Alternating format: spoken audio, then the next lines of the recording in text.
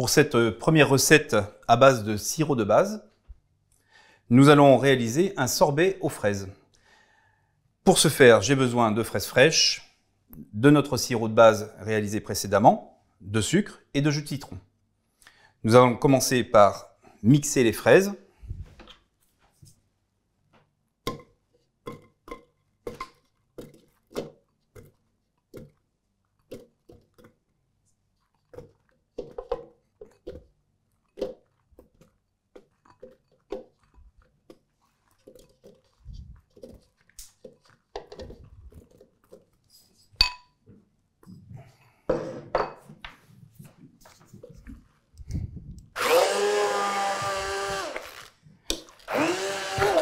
Alors, pour mixer ces fraises, on peut utiliser un mixeur plongeant, on peut utiliser un blender également.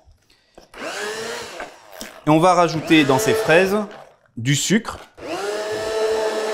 et du jus de citron. Le sucre, en fait, va permettre d'améliorer la saveur, d'exhauster le goût. Et le jus de citron, lui, pour sa part, va réduire l'oxydation des fraises. Donc je rajoute maintenant le sucre, le jus de citron,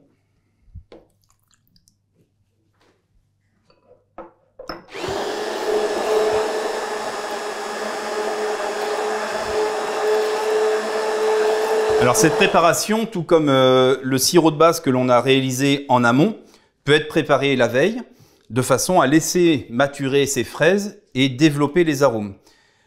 On ne le fait pas aujourd'hui, ça fonctionne très bien sans cela. Par contre, si vous voulez un produit qui soit de meilleure qualité, plus aromatique, plus parfumé en dégustation, c'est bien de laisser ces fruits pendant 24 heures au froid avec le sucre et le jus de citron.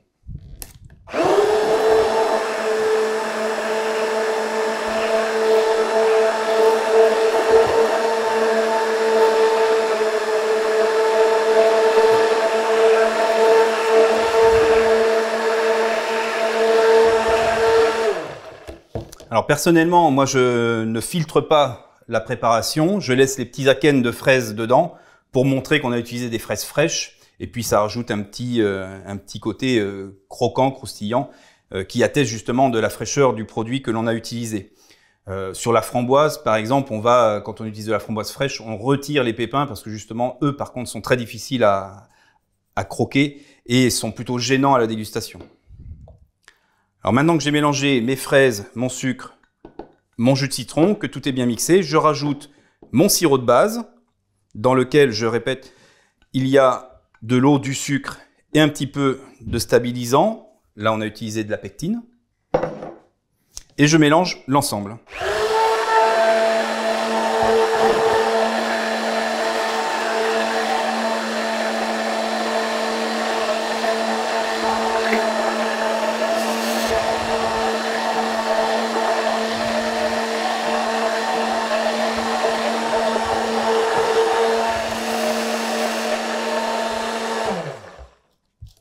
Voilà, la préparation est bien mélangée. On peut voir que on a déjà une texture relativement épaisse.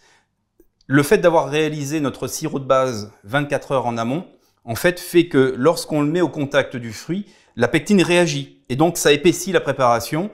Et donc, notre préparation peut être utilisée plus rapidement que si on avait mélangé notre pectine, notre sucre, juste le jour même. Là, on a une préparation qui est déjà prise en gel et qui donc peut être turbinée tout de suite.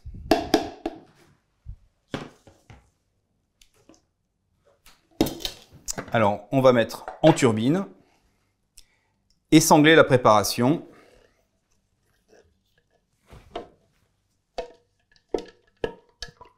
Alors là, j'ai réalisé 1 kg de masse de préparation, ce qui est la quantité idéale pour cette petite turbine ménagère.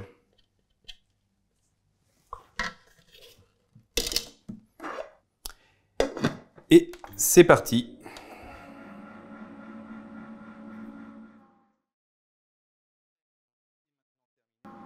Notre sorbet fraise est maintenant terminé.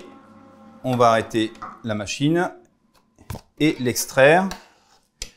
Donc un sorbet fraise, 65% de fruits, 65% de fraises, 2% de jus de citron.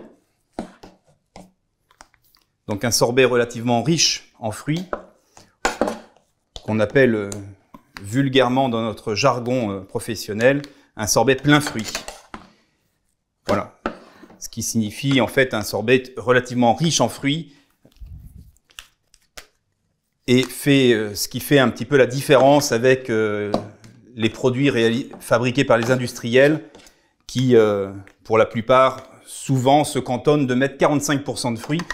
Ici, on est à 65%, donc on se rend bien compte qu'on n'aura pas un produit de la même qualité.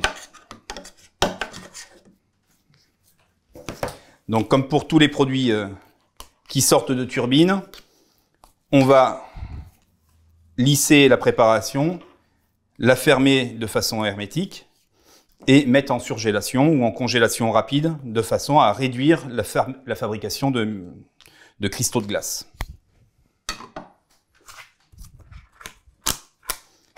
Et voilà, c'est parti pour le congélateur.